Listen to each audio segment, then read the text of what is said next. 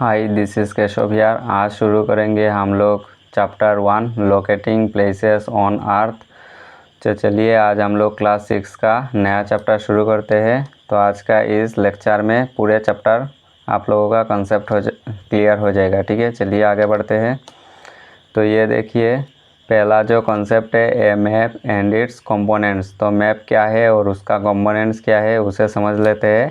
पहला है, यहाँ पे देखिए मैप है। तो ए मैप इज ए रिप्रेजेंटेशन और ए ड्राइंग ऑफ सम एरिया। ठीक है, तो मैप क्या है? मैप एक रिप्रेजेंटेशन है, एक ड्राइंग है। It may be A small area, A village, A town etcetera. तो मैप स्मॉल एरिया के लिए भी हो सकता है, ए बिगर एरिया मतलब बिगर एरिया बड़ा एरिया के लिए भी हो सकता है, और a very large area like India और इवन होल वर्ल्ड मतलब विलेज, टाउन, डिस्ट्रिक्ट और स्टेट और इंडिया जैसे बड़े शहर या फिर होल वर्ल्ड का भी हो सकता है। ठीक है, यहाँ पे देखिए मैप ऑफ द वर्ल्ड और यहाँ पे देखिए इंडिया का मैप है। तो ये सब क्या है? ये सब मैप है, एक ड्राइंग रिप्रेजेंटेशन। ठीक है, चलिए आगे बढ़ते हैं। ये देखिए a map of imaginary small city. तो स्मॉल सिटी का यहाँ पे जो डायग्राम दिया हुआ है, तो ये एक मैप है। ठीक है, जैसे यहाँ पे पहले रेलवे स्टेशन है, फिर अपार्टमेंट्स है, फिर यहाँ पे नगर पंचायत है, यहाँ पे बैंक है, यहाँ पे म्यूज़ियम है, यहाँ पे मार्केट है, यहाँ हॉस्पिटल, यहाँ स्कूल। ठीक है, तो ये क्या है? ये एक इमेजिनरी स्मॉल सिटी का मैप है। ठीक है, चलिए और आगे बढ़ते हैं। तो देखिए यहाँ पे एटलास दिया हुआ है। तो एटलास है क्या बेसिकली? तो an atlas is a book और कलेक्शन ऑफ मैप्स। तो एटलास क्या है? एक बुक जैसा होता है और उसमें मैप का कलेक्शन रहता है। ठीक है, बहुत सारा मैप्स का कलेक्शन यहाँ पे दिखाई पड़ता है। ठीक है, तो उसे ही एटलास कहते हैं। चलिए और आगे बढ़ते हैं। या देखिए टाइप्स ऑफ मैप्स मतलब मैप्स कितने प्रकार के होते हैं? तो इट्स मेनली 3 टाइप्स। मैप 3 प्रकार के होते हैं। ठीक है, पहला फिजिकल मैप से, उसके बाद पॉलिटिकल मैप से और उसके बाद थीमेटिक मैप से। तो आइए एक एक करके हम लोग कॉन्सेप्ट को समझ लेते हैं। जैसे यहाँ पे देख रहे हो, पहले फिजिकल मैप से, it mainly shows some natural features such as mountains, ocean and rivers. तो फिजिकल मैप्स क्या क्या है? फिजिकल मैप्स वो है जिसमें माउंटेन्स होता है, ओशंस होता है, रिवर्स एक्सेट्रा का फिजिकली वो दर्शाया जाता है। जैसे यहाँ पे देख रहे हो आप, हिमालय रेंज है और उसके बाद यहाँ बहुत सारे रिवर, जैसे यहाँ पे गंगा रिवर है, यहाँ पे विंध्या रेंज है और उसके बाद यहाँ पे नर्मदा रिवर है। तो ऐसे बहुत सारे हैं, जैसे यहाँ पे बे ऑफ बंगाल और उसके बाद यहाँ पे देखिए अरेबियन सी है और यहाँ पे इंडियन ओशन है। ठीक है, तो ये क्या है? ये फिजिकल मैप है। तो चलिए और आगे बढ़ते हैं। यह है political map. It shows details of countries और स्टेट्स, बाउंड्रीज, सिटीज़ एट्सेट्रा। तो यहाँ पे डिटेल्स में स्टेट्स के बारे में और उसके बाउंड्री के बारे में दिखाया जाता है। ठीक है, for instance A map of India with all it's states, union territories and there Capitals. मतलब कैपिटल्स के साथ साथ यूनियन टेरिटरी और जो बाउंड्री है वो भी दिखाया जाता है। जैसे यहाँ पे देख रहे हो आप, राजस्थान का जो बाउंड्री है, यहाँ पे ऐसे बाउंड्री भी दिखाई दे रहा है। जैसे उसका कैपिटल भी है जयपुर, ऐसे करके सब स्टेट का वो कैपिटल्स और उसका बाउंड्री दिखाया जाता है। ठीक है, तो चलिए आगे बढ़ते हैं। ये देखिए थीमेटिक मैप। तो थीमेटिक मैप है क्या? It deals with specific kind of information. मतलब एक स्पेसिफिक इंफॉर्मेशन यहाँ पे दिया रहता है। ठीक है, स्पेसिफिक इंफॉर्मेशन कैसा? जैसे मानिए कहाँ का क्या स्पेशलिटी है वो दर्शाया जाता है मैप में। ठीक है, जैसे एग्जांपल यहाँ पे दिया हुआ है, जैसे मैप्स ऑफ पॉपुलेशन डेंसिटी। मतलब एक जो स्टेट है तो वो स्टेट का पॉपुलेशन डेंसिटी कैसा है वो पता चलता है। वेदर पैटर्न्स कैसे है वो भी पता चलता है, या फिर डिजीज़, आउटब्रेक्स एट्सेट्रा। ये बहुत सारे इन्फॉर्मेशन ऐसे दिया रहता है थीमेटिक मैप्स में। ठीक है, चलिए आगे बढ़ते हैं। ये देखिए आया कंपोनेंट्स ऑफ मैप्स। तो मैप्स का कितना कंपोनेंट्स है? तो there are 3 components of maps. Map का 3 कंपोनेंट्स होता है। ठीक है, क्या क्या है देख लेते हैं। पहला दिया हुआ है डिस्टेंस, उसके बाद डायरेक्शन, उसके बाद सिंबल्स। तो ये क्या है ये और जानते हैं बेहतर ढंग से। तो ये देखिए डिस्टेंस, तो डिस्टेंस है क्या, it is a measure of the space between one places and another. Distance क्या है, जैसे मानो ये एक स्थान है और ये एक स्थान है, तो इस स्थान से इस स्थान की जो दूरी है उसे क्या कहते हैं, उसे डिस्टेंस कहते हैं, ठीक है। और however a map distance is to figure out the distance between two places using something called a scale. तो मैप का जो डिस्टेंस, मानो एक मैप है, ऐसे करके एक मैप है, तो यहाँ से यहाँ का दूरी जो मापा जाएगा मैप से मैप का, तो उसको हम लोग कैसे मापते हैं, स्केल से मापते हैं, ठीक है। स्केल से मापते हैं। स्केल है क्या, मानो एक ये छोटा सा पेज है और इस पेज में एक बड़ा मैप को ड्रॉ करना है, तो हम लोग तो मैप में ऐसे ड्रॉ कर लेते हैं। तो ये तो पूरा इतना बड़ा मैप को ऐसे छोटे पेज में हम लोग कैसे ड्रॉ कर पाते हैं, उसके लिए हम लोग यूज़ करते हैं स्केल का, ठीक है। तो स्केल कैसे यूज़ करते हैं, जैसे मानो ये पूरा जो ये देख रहे हो बड़ा मैप है, ये मानो पूरा है 10 किलोमीटर, ठीक है, 10 किलोमीटर। तो इसे हम लोग ऐसे लिख देते हैं स्केल में, जैसे 1 सेंटीमीटर बराबर हम लोग लिख देते हैं 2 किलोमीटर। तो हम लोग कैसे मानेंगे कि 1 सेंटीमीटर 2 किलोमीटर के बराबर होता है, ठीक है। तो ये पूरा मैप को दर्शाया जाएगा कि ये 5 सेंटीमीटर का मैप है, तो यहाँ पे 10 किलोमीटर पूरा आ जाएगा, ठीक है। तो इसे कहते हैं स्केल। तो scale describes how much space in the real world is represented by how much space on the map. मतलब मैप में कितना दूरी है, उस दूरी को ये छोटा करके दिखाया जाता है, ठीक है। तो चलिए स्केल के बारे में आप जानते हैं। स्केल है क्या, based on scale maps are of 2 types. Scale के बेसिस पे मैप्स कितने टाइप के होते हैं, स्मॉल स्केल मैप होते हैं और लार्ज स्केल मैप होते हैं, तो वो भी हम लोग जानेंगे अभी। तो ये देखिए स्मॉल स्केल मैप है क्या, a map showing a large area of land is called small scale map. मतलब बहुत सारे जगह को दिखाया जाता है, वो जैसे मैप है उसे स्मॉल स्केल मैप के ज़रिए दिखाई जाता है, ठीक है। उसके बाद a small scale map shows a large area but with little details. यहाँ पे आप लोग देख रहे हो वर्ल्ड मैप है with countries names and flag दिया हुआ है। तो ये देखिए थोड़ा थोड़ा डिटेल्स दिया हुआ है, लेकिन बहुत सारे कंट्रीज़ को यहाँ पे एक ही मैप में दर्शाया जा रहा है। तो ये क्या है, ये एक स्मॉल स्केल मैप्स है, ठीक है। उसके बाद small scale map examples are world map, map of continents etcetera. तो पूरे कॉन्टिनेंट्स को दर्शाया जाता है और वर्ल्ड का जो मैप है वो पूरा वर्ल्ड का दर्शाया जाता है, वो होता है स्मॉल स्केल मैप, ठीक है। चलिए आगे बढ़ते हैं। ये आया अभी लार्ज स्केल मैप। तो हम लोग जो बुक में ये पहले दिया हुआ था, मैं पहले भी इसको वो लगाया था, तो आप लोगों ने देखा होगा। तो ये है एक लार्ज स्केल मैप, ठीक है। ये map showing A small area of land is called large scale maps. मतलब छोटा सा एरिया को दिखाया जाता है बहुत अच्छे से, तो उसे हम लोग कहेंगे लार्ज स्केल मैप्स के जरिए दिखाया गया, ठीक है। A large scale map shows A small area but shows it in a great detail. मतलब छोटा एरिया को बहुत अच्छे से डिटेल्स के साथ दर्शाया जाता है। उसके बाद large scale map examples are map of village, town etcetera. मतलब एक विलेज का जो मैप है वो दर्शाया जाएगा या फिर टाउन का भी अच्छे से दर्शाया जाता है, पूरे कहाँ कहाँ क्या क्या स्थित है वो, जैसे पहले भी हम लोग देख चुके हैं इस मैप को। यह है एक लार्ज स्केल मैप, ठीक है। चलिए आगे बढ़ते हैं। ये देखिए आया अब डायरेक्शन ऑफ मैप्स। मतलब मैप का जो डायरेक्शन है उससे ही हम लोग लोकेशन कर पाते हैं कहाँ पे क्या स्थित है। तो ये है क्या, बेसिकली देख लेते हैं। Map shows directions like north, east, south, west to locate any place. These are called cardinal direction, also cardinal points. जैसे मानो एक मैप में क्या क्या है, ऊपर के हिस्से में नॉर्थ होता है, नीचे के हिस्से में साउथ होता है, दाएं के हिस्से में ईस्ट और बाएं के हिस्से में वेस्ट होता है, ठीक है। यह मेन जो पॉइंट है इसे कहते हैं कार्डिनल डायरेक्शन या फिर कार्डिनल पॉइंट्स, ठीक है। यह मैप्स का जो डायरेक्शन का मेन पॉइंट है, ठीक है। उसके बाद और जो है इधर बचा north east, south east, south waste and north west. ये 4 जो और है उसे कहते हैं ऑर्डिनल डायरेक्शन, ठीक है। तो चलिए आगे बढ़ते हैं। उसके बाद जो है डायरेक्शन और किससे पता चलता है, मैग्नेटिक कंपास से भी हम लोग डायरेक्शन का पता कर सकते हैं, ठीक है।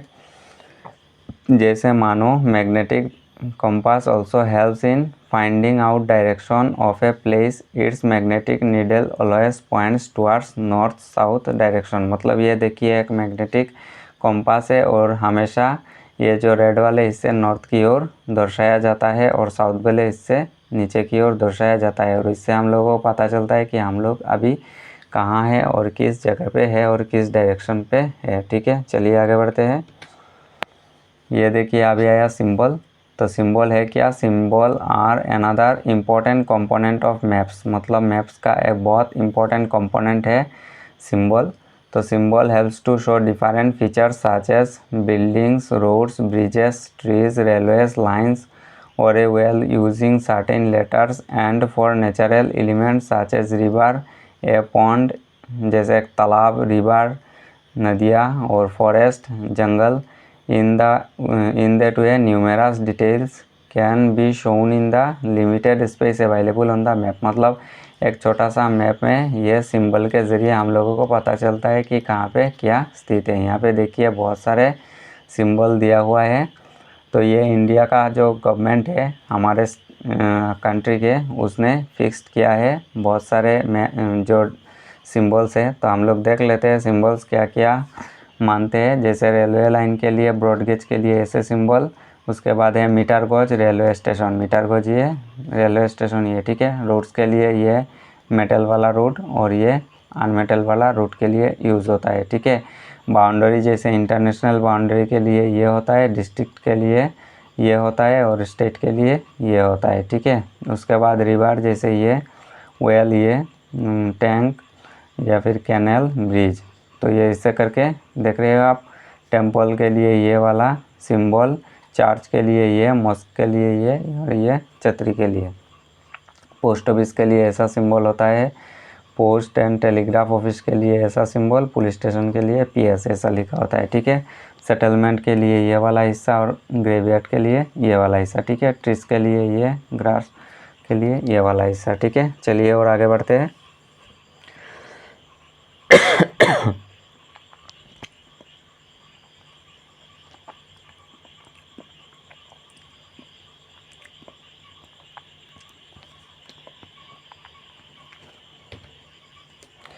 तो देखिए यहाँ पे सिंबल यूज्ड इन मैप्स, मतलब मैप में कहाँ कहाँ क्या क्या सिंबल है दिखाया गया है। जैसे नॉर्थ एशिया पे कहाँ पे क्या है, जैसे मंदिर ताजमहल वगैरह सब कुछ यहाँ पे दिखाया गया है।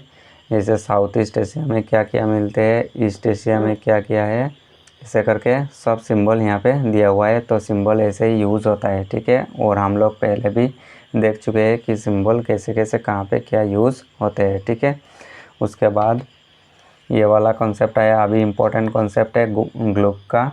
तो मैपिंग ऑफ द अर्थ, तो हम लोग कैसे मैपिंग करेंगे अर्थ को। तो पहला जो कॉन्सेप्ट है ग्लोब, तो ग्लोब बेसिकली है क्या ये देख लेते हैं। The globe and the earth have the same spherical shape, मतलब एक ग्लोब का और एक अर्थ का सेम स्फेरिकल शेप, मतलब शेप एक जैसे होता है। ठीक है, ग्लोब ये देख रहे हो आप। A globe will better represent the geography of the earth than a flat map, मतलब आप एक फ्लैट में ऐसे अर्थ को अगर ड्रॉ करोगे उससे अच्छा होगा कि हम लोग ग्लोब पे उसे देखें। ठीक है, फ्लैट मैप में उतना अच्छे से हम लोग मैप के बारे में जान नहीं सकते। तो ग्लोब बेसिकली क्या है, ग्लोब बेसिकली एक स्फेरिकल शेप और अर्थ के ही जो रूप है वैसे दिखाया जाता है। ठीक है, और यहाँ पे और कुछ है देखिए। On the globe countries, continents and oceans are shown in their correct size, मतलब एक ग्लोब में करेक्ट साइज में कंट्रीज़ के बारे में, कॉन्टिनेंट्स के बारे में, ओशंस के बारे में अच्छे से करेक्ट साइज पे दर्शाया जाता है। ठीक है, the earth is tilted on an imaginary line called axis, मतलब अर्थ हमारे जो पृथ्वी है वो ऐसे थोड़ा झुका हुआ है, टिल्टेड फ्रॉम पे है। ठीक है, यहाँ पे देखिए एक पॉइंट है और यहाँ पे एक पॉइंट है और इसे ही एक इमेजिनरी लाइन ऐसे हम लोग मानते हैं कि ऐसे एक है इमेजिनरी लाइन, उसे हम लोग एक्सिस कहते हैं। ठीक है, 2 points on the globe through which the needle passes are 2 poles, that is North Pole and South Pole। ठीक है, तो ये जो हम लोग इमेजिनरी 2 पॉइंट देखा, ये है ऊपर वाला हिस्सा इसीलिए नॉर्थ और ये नीचे वाला हिस्सा इसीलिए साउथ। तो नॉर्थ पोल और साउथ पोल कहते हैं। ठीक है, इसे to accurately locate places coordinates is used in the world of maps to determine the location of any places of maps, मतलब कोऑर्डिनेट्स को पता होना चाहिए कि कहाँ पे कौन सा लोकेशन है, किस स्टेट का और किस कंट्री का। तो हम लोग कैसे पता करेंगे उसे, लॉन्गिट्यूड और लेटीट्यूड के द्वारा, ठीक है। और लेटीट्यूड और लॉन्गिट्यूड जहाँ कनेक्ट होता है वो होता है कोऑर्डिनेट। तो चलिए उसे और बेहतर ढंग से समझ लेते हैं क्या है लेटीट्यूड और लॉन्गिट्यूड, ठीक है। अभी आया लेटीट्यूड वाला कॉन्सेप्ट, तो समझ लेते हैं क्या है लेटीट्यूड। तो ये देखिए, the imaginary horizontal lines drawn parallel to the equator on the globe is called latitude. ये देख रहे हैं आप, एक अर्थ का रिप्रेजेंटेशन है यहाँ पे। तो ये जो देख रहे हो लेटा हुआ जो लाइन है उसे ही कहते हैं लेटीट्यूड, ठीक है। यह सब क्या है, लाइन, लेटीट्यूड लाइन है, ठीक है। उसके बाद क्या कह रहा है, टू द इक्वेटर। तो इक्वेटर है क्या, ये देखो इक्वेटर है सबसे बड़ा, मिडिल में जो लाइन है यही है इक्वेटर, और उसका मान है 0 डिग्री। कितना है, 0 डिग्री, ठीक है। There are 180 lines. तो टोटल्स लेटीट्यूड कितना है, 180 लाइन्स है। This lines are imaginary lines drawn in east and west direction. तो ये जो लेटीट्यूड है तो कौन से डायरेक्शन में ड्रॉ किया जाता है, वो ड्रॉ किया जाता है ईस्ट से वेस्ट की ओर, ठीक है। मतलब ऐसे करके ड्रॉ होता है, ठीक है, ऐसे ऐसे करके आया। उसके बाद इक्वेटर डिवाइड्स अर्थ इनटू 2 पार्ट्स, जैसे northern hemisphere and southern hemisphere. तो अगर इक्वेटर डिवाइड कर दे अर्थ को 2 पार्ट में तो कैसा होगा, एक ऐसा हो जाएगा और एक ऐसा हो जाएगा। तो ऊपर वाला हिस्सा बेसिकली नॉर्थ है, इसीलिए कहा जाता है नॉर्दर्न हेमिस्फीयर, और नीचे वाला हिस्सा साउथ की तरफ है, इसीलिए कहा जाएगा ये साउदर्न हेमिस्फीयर, ठीक है। They are numbered from 0 to 90 degrees north और साउथ। तो नॉर्थ और साउथ में वो कितना डिग्री बनाता है, 90 डिग्री बनाता है। जैसे 0 और आगे बढ़ोगे 30 डिग्री आएगा, और उसके बाद 60 डिग्री, और उसके बाद कितना होगा, 90 डिग्री। ये 0 से इंक्रीज होता जाता है, ठीक है। जैसे मानो यहाँ से यहाँ के दूरी कितना होगा, 30 डिग्री, यहाँ से यहाँ का 60 डिग्री, और यहाँ से यहाँ का पूरा 90 डिग्री, ऐसे करके, ठीक है। तो चलिए और आगे बढ़ते हैं।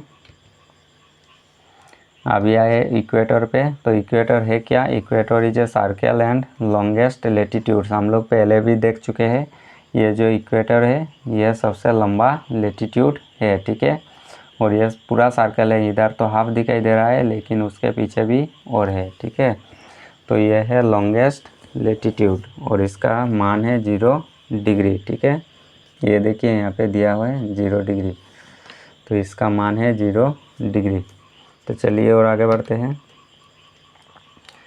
हम लोग प्राइम मेरिडियन के कॉन्सेप्ट अभी थोड़ा जान लेते हैं। प्राइम मेरिडियन है क्या, ये लॉन्गिट्यूड को पढ़ने के बाद ही हम लोगों को समझ में आएगा। तो चलिए लॉन्गिट्यूड को देख लेते हैं अभी। Longitudes are imaginary vertical lines which run from north pole to south pole.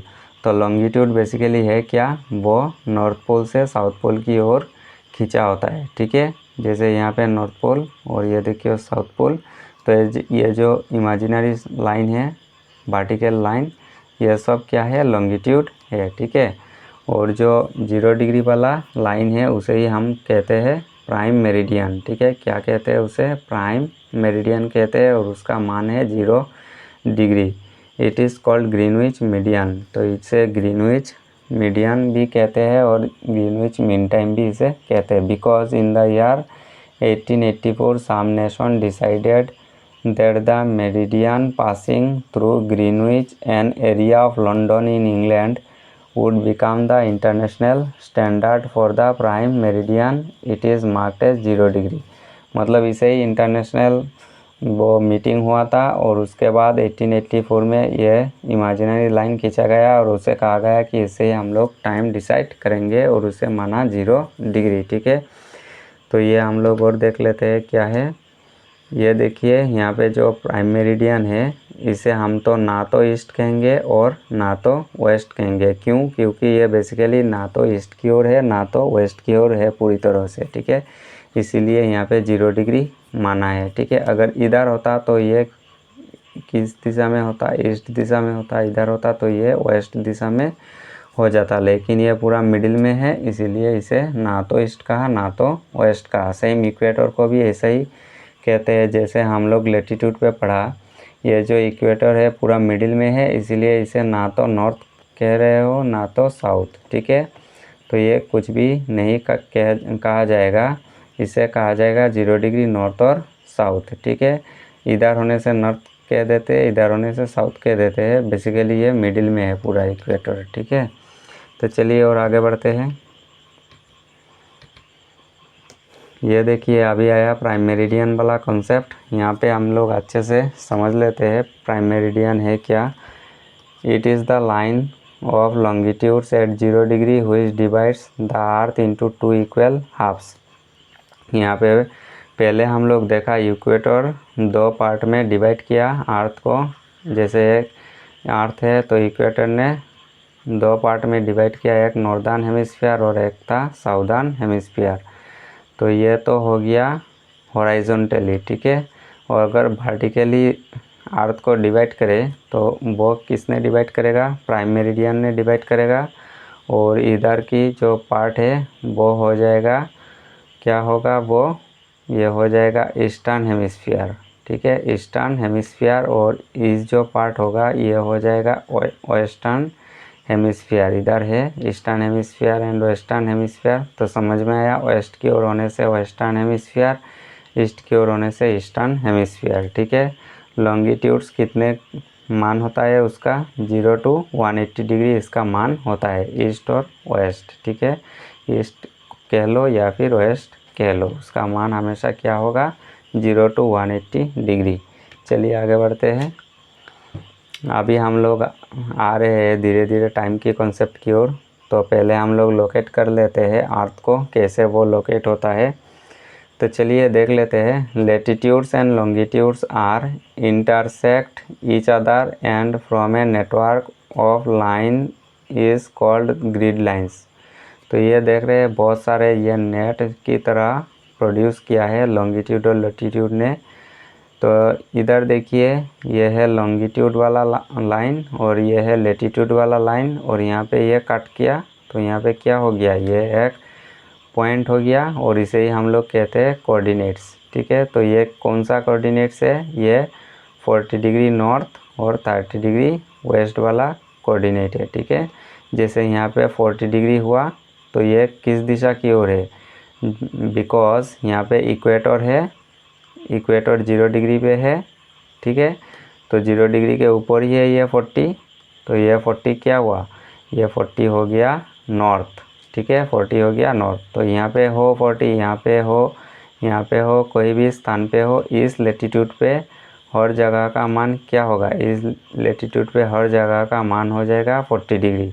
तो इसीलिए ये हो गया 40 डिग्री, इस पॉइंट का मान हो गया 40 degree north and 30 degree west. तो 30 डिग्री वेस्ट कैसा हुआ, इसको पता करने के लिए हमको क्या जानना पड़ेगा, इसको पता करने के लिए हम लोगों को जानना पड़ेगा इसका लेटीट्यूड वाला हिस्सा, ठीक है, लेटीट्यूड वाला हिस्सा। तो ये देखिए ये जो नीचे दिया हुआ है इधर, ये देखिए 30 डिग्री पे है हम लोगों का लेटीट्यूड लाइन। तो ये लेटीट्यूड लाइन इधर आ रहा, सॉरी ये लॉन्गिट्यूड लाइन है। तो ये लॉन्गिट्यूड लाइन 30 डिग्री पे है, तो 30 डिग्री पे लॉन्गिट्यूड है, तो इसीलिए ये जो कोऑर्डिनेट है वो हो जाएगा 40 डिग्री नॉर्थ, मतलब ये लेटीट्यूड वाला लाइन है, और 30 डिग्री वेस्ट ये लॉन्गिट्यूड वाला लाइन है, ठीक है। मैं और एक बार समझा देती हूँ। ये जो आप लोग खाड़े वाला जो डिग्री देख रहे हो ये है इक्वेटर का, ठीक है, मतलब लेटीट्यूड वाले का मान है, ठीक है, इसका वैल्यू है। और ये जो देख रहे हो इधर ये लॉन्गिट्यूड वाले का मतलब पॉइंट है, ठीक है। अभी समझ में आया, 40 डिग्री वो ये है, तो ये लेटीट्यूड वाले का मान था, क्योंकि ये इस लाइन को दर्शाता है, लेटीट्यूड वाले के लाइन का मान है, तो इसीलिए ये होगा लेटीट्यूड वाला लाइन का मान। और जो खड़ा है ऐसे वर्टिकल वो होता है लॉन्गिट्यूड वाला लाइन, तो ये लॉन्गिट्यूड वाला उसका मान है 30 डिग्री। यहाँ पे देख रहे हो 40 के बाद 30 आएगा, तो 30 डिग्री ये वेस्ट है, ठीक है, समझ में आया। चलिए और आगे बढ़ते हैं। ये है टाइम जोन। तो अभी हम लोग टाइम जोन को अच्छे से देख लेते हैं। As the earth rotate around its axis at any moment one line of longitudes the noon meridian faces the sun and the moment it will be noon everywhere on it. After 24 hours the earth has undergone a full rotation with respect to the sun and the same meridian again faces noon. Thus each hour the earth rotates by 360 divided by 24 is equal to 15 degrees। तो ये क्या है, ये हम लोग थोड़ा maths के ज़रिए समझते हैं। तो देखिए, मानो कि ये हमारे अर्थ है, ठीक है, और ये दो एक्सिस है उसका, हम लोग पहले पढ़ चुके हैं। ये है नॉर्थ पोल और ये है साउथ पोल, ठीक है। तो अर्थ क्या कर रहा है, अर्थ खुद के जो एक्सिस है उसी एक्सिस पे वेस्ट से ईस्ट की ओर डायरेक्शन ले रहा है, ठीक है। और मानो यहाँ पे एक सन है, ठीक है, सन है, उसका रेस जाके पड़ रहा है इधर। तो जब मानो कि यहाँ से अगर सन इस पॉइंट से अगर मानो कि सन रोटेट कर रहा है इस एक्सिस पे, तो अभी मानो कि यहाँ पे सनलाइट गिरा है पृथ्वी के ऊपर, ठीक है। तो अभी मान लो कि 1 बज रहा है, कितना, 1 बज रहा है PM, 1 PM। तो अगर वो 24 आवर्स ऐसे इस एक्सिस पे घूमेगा और पूरा 24 आवर्स के बाद इस बार फिर और सन के रेस यहाँ पे पड़ेगा और वहाँ पे कितना बजेगा, 1 PM। मतलब 24 आवर्स में एक चक्कर लगाता है सन पूरा उसके एक्सिस पे, ठीक है। और हम लोग जानते हैं किसी भी सर्कल का जो डिग्री का वैल्यू होता है वो कितना होता है, 360 डिग्री। कितना होता है, 360 डिग्री होता है। क्यों, क्योंकि हम लोग अभी पढ़ चुके हैं जो ये अर्थ है, अगर इसे हम लोग 4 पार्ट में डिवाइड कर दें तो ये देखिए 4 राइट एंगल बन रहा है, इधर एक, इधर एक, इधर एक और इधर एक। और हम लोग जानते हैं राइट एंगल का डिग्री कितना होता है, 90 डिग्री। तो कितना 90 डिग्री का एंगल बनेगा, 4 90 डिग्री का एंगल बनेगा। तो बेसिकली ये इसका मान कितना होगा, 360 डिग्री होगा। कैसे, बिकॉज 90 × 4 अगर हम लोग करते हैं तो 4 0 सा 0 और 9 4 सा 36, ठीक है। तो टोटल कितना हुआ, 360 डिग्री हुआ। तो अगर 24 आवर्स में सन 360 डिग्री घूमता है तो एक घंटे में कितना डिग्री घूमेगा। तो 360 को हम लोग 24 से अगर डिवाइड कर दूं तो कितना मिलेगा, हम लोगों को मिलेगा 15 डिग्री, ठीक है। तो समझ में आया, 1 घंटे में सामने कितना चक्कर लगाता है, 15 डिग्री का चक्कर लगाता है, ठीक है, 1 घंटे में। तो चलिए और आगे बढ़ते हैं। तो ये देखिए, ये टाइम का कॉन्सेप्ट है। तो टाइम का कॉन्सेप्ट को समझने के लिए और एक चीज़ जानना हम लोगों को ज़रूरी होगा। तो देखिए, हम लोग यहाँ पे और एक चीज़ समझ लेते हैं, ये जो हम लोग मैथ्स किए। तो अगर मानिए कि हम लोग 1 घंटे में 15 डिग्री घूम रहे हैं, तो 1 घंटे में कितना मिनट होता है, 1 घंटे में होता है 60 मिनट, ठीक है। और इधर है 15 डिग्री। तो अभी हम लोग ये भी पता कर सकते हैं कि 1 डिग्री में कितना मिनट घूमता है, ठीक है। कैसे पता करेंगे, तो हम लोग यूनिटरी मेथड को फॉलो करेंगे कि 15 डिग्री में 60 मिनट घूमता है, ठीक है। 60 मिनट कहाँ से आया, आप लोगों को पता है 1 आवर्स इक्वल टू कितना होता है, 60 मिनट ही होता है। तो इसीलिए हम लोग 1 आवर्स को 60 मिनट्स भी लिख सकते हैं। तो इधर लिखा, तो 15 डिग्री बराबर कितना हुआ, 16 मिनट। मतलब 15 डिग्री घूमने में 16 मिनट की ज़रूरत है। तो 1 डिग्री घूमने के लिए कितना डिग्री की ज़रूरत होगा, 60 को हम लोग 15 से डिवाइड कर देते हैं तो कितना आएगा, 4 आ जाएगा, ठीक है ना, 4 मिनट। तो अभी हम लोगों को समझ में आया कि 1 डिग्री घूमने में हमारे जो अर्थ है वो कितना टाइम लेता है, 4 मिनट लेता है, ठीक है, पता चल गया। तो चलिए अभी और थोड़ा देख लेते हैं इस मैप को। ये देखिए हम लोगों का जो पहला है यहाँ पे 0 डिग्री है, वो क्या था हम लोग पहले भी पढ़ चुके हैं, ये प्राइम मेरिडियन है। तो ये जो प्राइम मेरिडियन है वो कहाँ से होकर गुजरती है, लंदन से होकर गुजरती है। इसको हम लोग ग्रीनविच मीन टाइम भी बोलते हैं। और यहाँ पे देखिए हमारे जो इंडिया है, हमारे प्यारे भारत कहाँ है, हम लोग इधर देख सकते हैं कि हमारे जो प्यारे भारत है इधर एशिया है, यहाँ पे होगा। ये देखिए हमारे प्यारे भारत यहाँ पे है, इस लोकेशन पे है, आप लोग देख रहे हो यहाँ पे है। तो अगर मानो इधर जो प्राइम मेरिडियन है 0 डिग्री है, यहाँ पे 1 बज रहा है, 1 PM हो रहा है, तो हमारे इंडिया में कितना टाइम होगा, तो हम लोग वो कैसे निकाल पाएंगे। तो चलिए देख लेते हैं। वो हम लोग मैथ्स के ज़रिए देखेंगे वो, क्योंकि हम लोगों को पता है जो हमारे इंडिया है वो कितना डिग्री, मतलब हम लोग जानते हैं कि जो वर्ल्ड है ना, वर्ल्ड का जो जितने सारे लोकेशन है या फिर जितने सारे कंट्री है, उस कंट्री के 24 ऐसे टाइमलाइंस है। कितने टाइमलाइंस है, 24 टाइमलाइंस है। आप लोग इस मैप में भी देख सकते हो कि यहाँ पे कितने टाइमलाइन है। यहाँ पे बेसिकली 24 टाइमलाइंस है, ठीक है। ये जो देख रहे हो ये सब टाइमलाइन है, ये सब क्या है, टाइमलाइन है। तो ये जो हम लोग देख रहे हैं 0 डिग्री, और ये जो इंडिया है ना, ये और इंडिया का जो ये टाइमलाइन है, तो इस 0 डिग्री से ये जो इंडिया का टाइमलाइन है, यहाँ का टोटल डिस्टेंस है 82.5 डिग्री, मतलब 82.5 डिग्री। कितना है, 82.5 डिग्री, ठीक है। तो अभी हम लोगों ने पढ़ा कि 1 डिग्री बराबर कितना है, 4 मिनट है। तो 82.5 डिग्री बराबर कितना होगा, इसे हम लोग कैसे निकाल पाएंगे कि 82 को अगर हम 4 से मल्टीप्लाई करें, 4 2 ज़ा 8 और 8 4 ज़ा 32, ठीक है। और जो हाफ मिनट है उसको अगर हम लोग 1 डिग्री बराबर 4 मिनट है, तो हाफ डिग्री बराबर 2 मिनट होगा।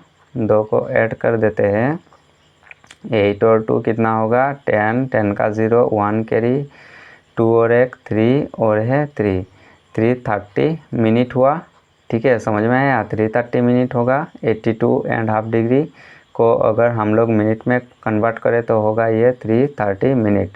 और ये 330 मिनट को अगर हम लोग आवर्स में कन्वर्ट कर दे तो 60 से अगर डिवाइड कर दूँ 330 को 60 से, तो कितना होगा, 4 चौको 24, मतलब कम होता है, 5 चौको 30, हाँ 5 चौको 30, और ये 0 इधर बैठा देते हूँ, तो ये 0 आया और 3 आया, ठीक है। तो कितना आया, ये है आवर्स और ये है मिनट, तो 5 घंटे 30 मिनट, तो कितना हुआ, 5 घंटे 30 मिनट। तो ये क्या है, बेसिकली ये है, इधर देखिए 0 डिग्री से जो इधर हम लोगों का जो इंडिया का टाइमलाइन है, तो इसका टोटल डिस्टेंस कितना है, 5.5 घंटा। कितना डिस्टेंस है, 5.5 घंटा। तो मैंने पहले कहा कि यहाँ पे अगर 1 बजा होगा शाम को, तो यहाँ पे कितना होगा। तो ये एक बात याद रखना, प्राइम मेरिडियन से अगर हम लोग राइट साइड की ओर आएंगे तो टाइम प्लस होगा, ठीक है। टाइम क्या होगा, प्लस होगा। और अगर हम लोग लेफ़्ट साइड में जाएंगे तो टाइम माइनस होगा, ठीक है। ये कैसे हम लोग निकल पाएंगे, तो ये देखिए इधर जो हम लोग इंडिया का टाइम देखा अभी 5.5 घंटा आगे है, तो ये कैसे निकल पाएंगे। अगर मानो यहाँ पे 1 PM है तो हमारे इंडिया में हो जाएगा, तब इसके साथ 5.5 को ऐड कर दूँ तो हो जाएगा 5.5, ठीक है। 5.5 और 1, तो कितना हो जाएगा, 1 अगर ऐड कर दूँ तो हो जाएगा 6:30 PM, ठीक है, 6:30 PM, क्योंकि टाइम इधर आएगा तो ऐड होगा और पीछे की ओर जाएगा जिस कंट्री है उस कंट्री के टाइम के हिसाब से, तो ये माइनस हो जाएगा, ठीक है। समझ में आया। तो चलिए और आगे बढ़ते हैं। ये देखिए इंडियन स्टैंडर्ड टाइम से, तो हम लोग अभी समझ लिया है कि इधर वही लिखा होगा। तो this is imaginary line passing through mid of the standard meridian in the middle of the country and standard time of the country is followed all over the country to avoid the inconvenience caused by the difference in local time of different places in the country 82 degree and 82 and half degree east longitudes passing through Mirzapur, Uttar Pradesh. It is a standard meridian of India. The time at this longitude is the standard time of India called the Indian standard time. मतलब क्या है, इसे और थोड़ा detail से समझते हैं क्योंकि टाइम का कॉन्सेप्ट थोड़ा हचपच हो जाता है इसे समझने में। तो देखिए ये जो हम लोग टाइम लाइन को पहले देखा कि ये 82.5 डिग्री आगे है प्राइम मेरिडियन से। बेसिकली ये जो टाइम लाइन को हम लोगों ने माना वो उत्तर प्रदेश की मिर्ज़ापुर से होकर गुजरती है टाइम लाइन। तो इस टाइम लाइन के हिसाब से हमारे जो प्राइम मेरिडियन लंदन वाला है तो उसका डिस्टेंस हम लोगों ने देखा 82.5 डिग्री है और एक्चुअल टाइम के हिसाब से है 5.5 घंटा। ठीक है, 5.5 घंटा आगे है तो उसी हिसाब से हम लोग टाइम को निकाल पाएंगे। और मैथ्स के ज़रिए हम लोग ये भी देख लिया कि अर्थ कैसे कैसे घूमता है और कैसे कैसे हम लोग टाइम को निकाल पाते हैं। किसी भी लोकेशन का टाइम ऐसे ही निकाला जाएगा। ठीक है, 1 डिग्री बराबर कितना होगा, 4 मिनट का होगा। अगर प्राइम मेरिडियन से राइट की ओर आएगा तो 1-1 डिग्री के डिफरेंस से 4-4 मिनट ऐड होता जाएगा। और अगर इधर जाएगा टाइम वेस्ट की ओर प्राइम मेरिडियन से तो 1-1 डिग्री के डिफरेंस से 4-4 मिनट माइनस होता जाएगा। समझ में आया? शायद समझ में आ गया होगा आप लोगों को। अगर ना समझ में आए तो कमेंट्स में ज़रूर बता देना, मैं आपको और कमेंट्स में क्लियर कर दूंगा। ठीक है, तो चलिए और आगे जाते हैं। तो अभी इंडियन स्टैंडर्ड टाइम से भी पता चल गया हम लोगों को कि उत्तर प्रदेश के मिर्ज़ापुर से होकर गुजरती है और ये 82.5 डिग्री आगे है प्राइम मेरिडियन से। इसीलिए हम लोग 5.5 घंटा टाइम को क्या करते हैं, ऐड करते हैं हमेशा। ठीक है, प्राइम मेरिडियन से तो हम लोगों का इंडिया का टाइम पता चल जाता है। ठीक है, तो चलिए और आगे जाते हैं। ये देखिए लोकेशन दिया हुआ है, इसे 5.5 यहाँ पे प्लस सिंबल दिया हुआ है। क्यों प्लस सिंबल दिया हुआ है? क्योंकि हम लोगों का इधर टाइम क्या होगा, ऐड होगा। ठीक है, तो इधर जितने भी प्लस प्लस देख रहे हो ये सब क्या है, प्राइम मेरिडियन से आगे है। तो उस हिसाब से हमारे जो प्राइम मेरिडियन है, ये देखिए यहाँ पे 0 है तो ये प्राइम मेरिडियन है। ये जो देख रहे हो यहाँ पे ये है प्राइम मेरिडियन। ठीक है, इधर देखिए 1 है, इधर देखिए 2 है मतलब 2, इधर 1 घंटा आगे है। ये जो है 1 ना प्लस, तो ये आवर्स के हिसाब से दिया हुआ है, 1 घंटा आगे है। इस जो कंट्री है यहाँ पे ये 2 घंटा आगे है, ये 3 घंटा आगे है और ये भी सेम टाइम लाइन पे है। इसीलिए सेम क्या है, सेम टाइम का डिफरेंस है, 3 घंटा 3 घंटा। ये 3.5 घंटा आगे है, ये 5 घंटा आगे है और इसके बाद ये 6 घंटा आगे है, ये 4.5 घंटा आगे, ये 5 घंटा आगे और ये 5.5 घंटा आगे है। ठीक है, तो ऐसे ही टाइमलाइन को डिफाइन किया गया है। ठीक है, ये 7 घंटा, ये 8 घंटा, ये 6.5 घंटा, ये 8 घंटा। इधर मतलब जितने दूर जाएगा टाइम क्या होगा, उतना ज़्यादा टाइम प्लस होगा। ठीक है, तब जाके उस एक्चुअल टाइम को पता चलेगा उस कंट्री का प्राइम मेरिडियन के हिसाब से।